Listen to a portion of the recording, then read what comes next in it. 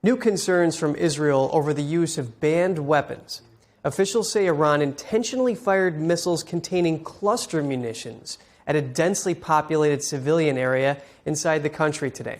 Cluster weapons are designed to maximize the chances of a harmful strike. The weapons are widely banned. Up to 40% often fail to explode on impact. That creates long-term lethal hazards for civilians. In another update, Israel says the Iranian regime's leadership compound has been destroyed.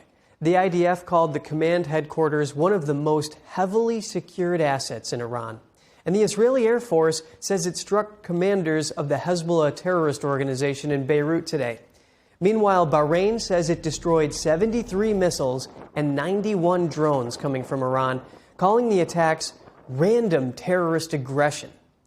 NTD's Daniel Monahan reports on that, plus updates from Vice President J.D. Vance and Israeli Prime Minister Netanyahu. Thick smoke cloaking Beirut's southern suburbs and loud blasts echoing today as Israel escalated airstrikes on the Lebanese capital. A new front in the U.S. and Israel's war on Iran, opening after the Lebanese Hezbollah terror group launched missiles and drones towards Israel. The group is one of Tehran's principal allies in the Middle East. The Lebanese state news agency NNA reporting that at least 31 people were killed and 149 injured in the ongoing strikes. The Israeli military confirming today that it was conducting operations against Hezbollah command centers and weapons storage facilities in the area. Turning to U.S. operations, Central Command gave an update on actions in Iran, saying U.S. forces have destroyed Islamic Revolutionary Guard Corps command and control facilities, Iranian air defense capabilities, missile and drone launch sites, and military airfields during sustained operations. The military saying it will continue to take what it calls decisive action against imminent threats posed by the Iranian regime.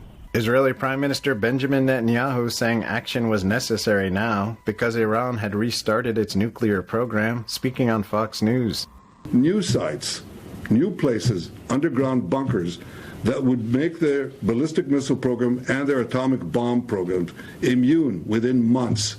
You needed a resolute president like Donald J. Trump to take that action. Netanyahu saying he met with President Trump at Mar-a-Lago shortly before his inauguration for his second term.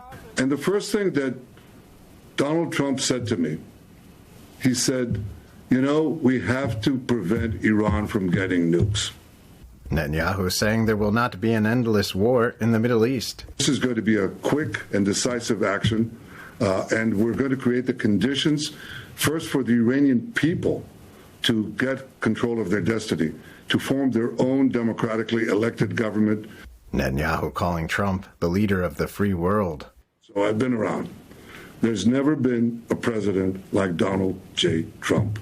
His resoluteness, his decisiveness, his clarity of thinking. Vice President J.D. Vance says the president has clearly defined what he wants to accomplish in Iran.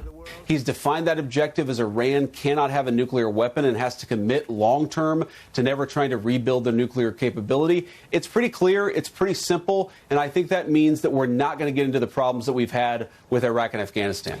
Vance saying the U.S. would love it if whoever comes to power in Iran is willing to work with the United States. Whatever happens with the regime in one form or another, it's incidental to the president's primary objective here, which is to make sure the Iranian terrorist regime does not build a nuclear bomb. Vance also addressed the failed talks with Iran on nuclear weapons, saying the regime repeated claims of enrichment for civilian use. Vance says the deeply buried facilities and high level of enrichment showed those claims to be false. Daniel Monahan, NTD News.